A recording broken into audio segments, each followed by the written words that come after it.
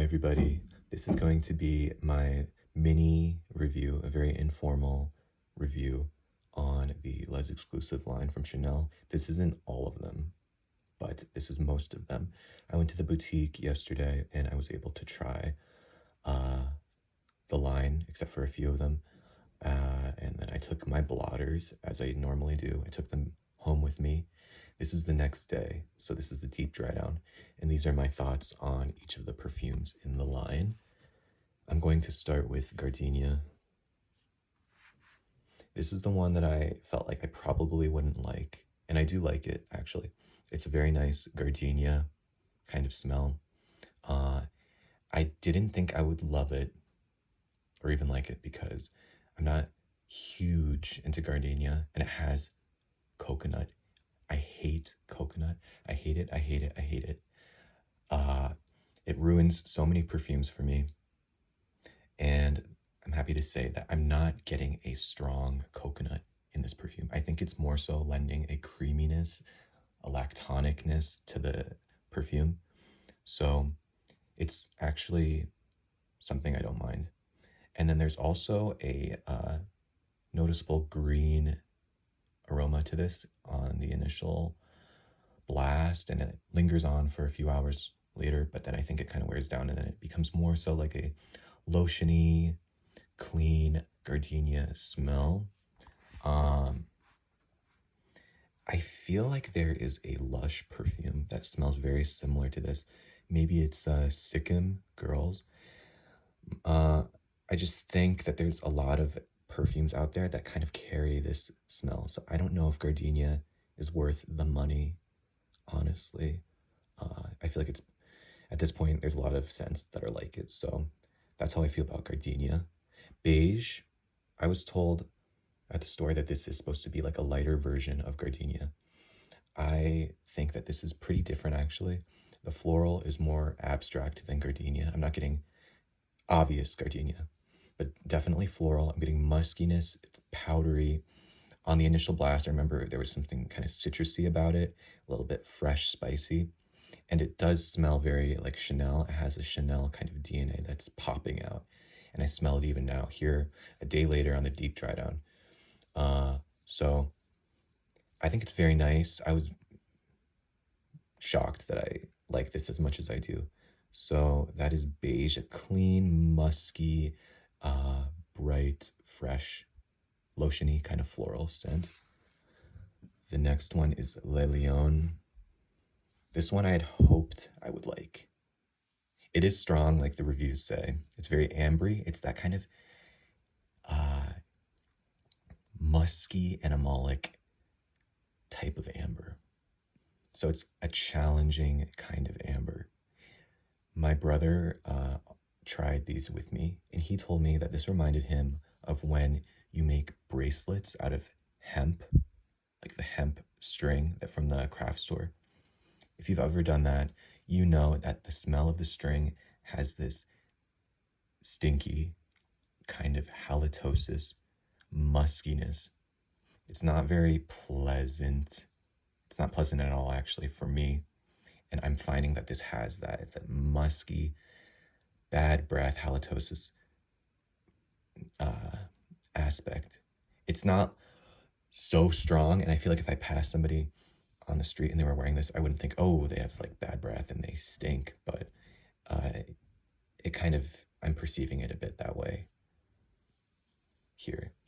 And it can be like clean. I could see this being wearing cleanly on a person, but to me it does, I can't deny it does remind me of the way hemp smells.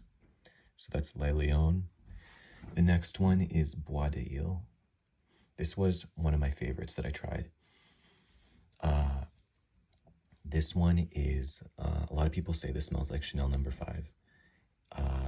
And I agree, it does smell like Chanel No. 5 a bit. But it also smells like they have toned down the ylang ylang and turned up the woodiness. I think this is dominated by ylang ylang and sandalwood. I'm not getting sandalwood straight up. It's more just like woodiness for me. There's also a clean soapy aldehydic quality. So it's clean in more of a old-fashioned style, which is nice. It's like this kind of greasy, fatty soapiness that carries a musky quality. So to me, this is a more of a older sensibility, definitely more of a mature kind of smell, uh, focused around woods and with a yellow floral aspect to it. So I like that one, Bois de Ile. Bel Respiro. I've tried this a bunch of times. I have a sample of the EDP, which is the sample that I'm smelling right now. I have a decant of the Eau de Toilette. So I do like Bel Respiro. I'm not insanely in love with it, but I think it's fine. But it's green, a little bit sweet, green with leather. To me, it's not like a breath of fresh air, which is what this is supposed to smell like. It's just, it's more of like a very light cabochard type of smell that I'm getting from Bel Respiro. If cabochard was more focused on the greenness than the leather, I feel like that is sort of what Bel Respiro is. It's very pleasant. The eau de parfum, I do think though, is it can be a little bit more cloying. The EDT is not actually cloying, but the eau de parfum I feel like has some cloyingness to it, and I have gotten headaches wearing it before. I don't know what that's about, but so yeah, that's Bel Respiro. The next one is Misia. I hated this one. This to me, it was very powdery. My brother said that this smells like, oh, by the way, my brother said this smells like a scratch and sniff sticker. He said that this smells like a candy, like a dusty bag of candy, and I'm getting that as well. And it makes total sense because apparently this is based around violet.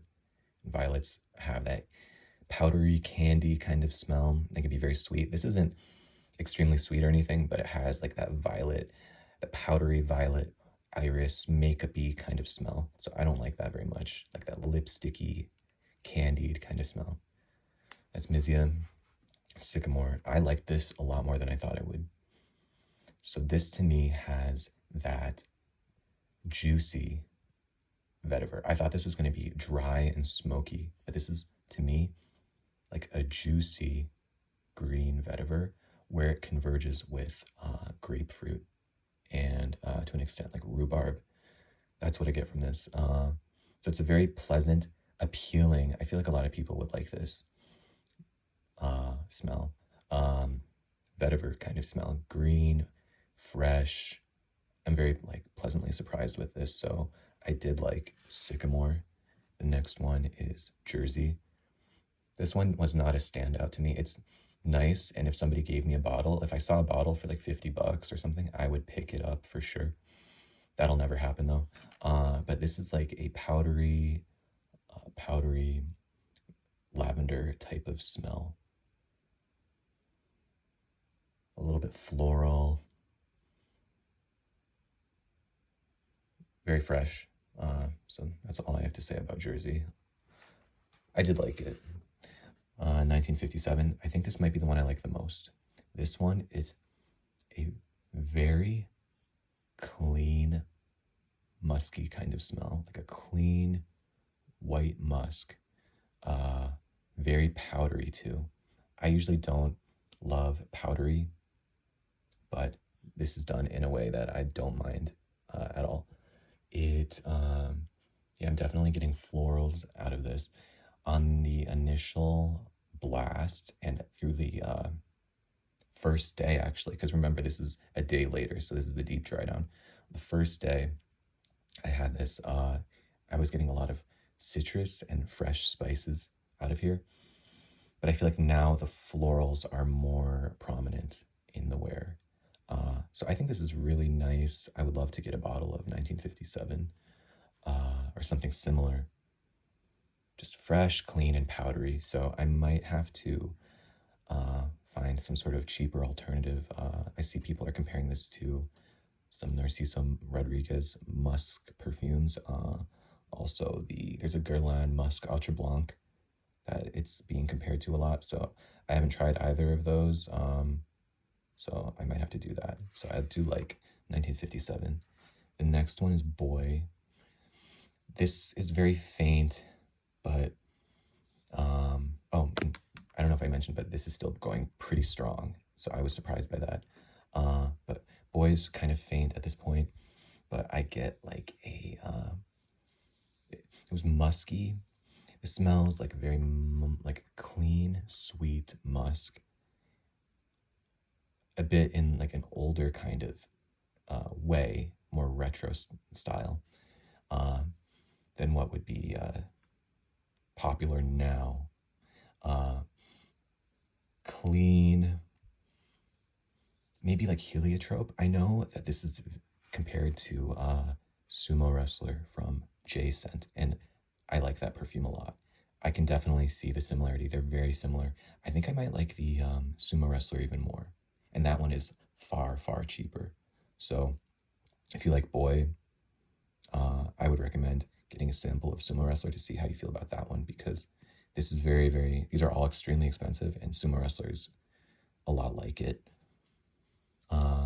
Yeah, clean, musky, kind of sweet. I'm not getting like any spices or florals. Don't really know how to describe this very well, but that's Bois, so I like that one. And then the last one is La Pausa. This one, for me, was a surprise because I thought I was not going to like this. But to me, this is a peppery, papery, cedar-like iris kind of perfume. I thought this was going to be like Misia, but it's actually not at all. It's the kind of iris I like. It's peppery, dry, and woody iris. A bit earthy, but it's that peppery quality that makes me really into it. So I liked La Pausa a lot. So with this whole line, oh, I also tried number 22. I don't know where my blotter is for number 22. That one was very soapy and aldehydic, and had that fatty kind of, if somebody is hand making soap, it has that like fatty lye kind of smell to it, a little bit greasy, like before the fat is turned into soap. It's giving me that sort of visual. So yeah, these are my samples. I guess say again, my favorites were Beige. I feel like that's a very pleasant, creamy, daily wear type of scent. Creamy, powdery florals without feeling stuffy. Yeah, but the smell of this is pretty common. I feel like there's other scents that are out there that smell a lot like Beige for less. Bois de Iles, another favorite in this these samples that I have here. That one was great. So Beige, Bois de Iles, Sycomore, Jersey, 1957, and Bois were my favorites. And I think my top two would be Bois de Iles and 1957. I think that's all I have to say for now. Hopefully this was helpful for you. If you've never smelled these perfumes before, if you have any questions, let me know. Thanks for watching. Bye.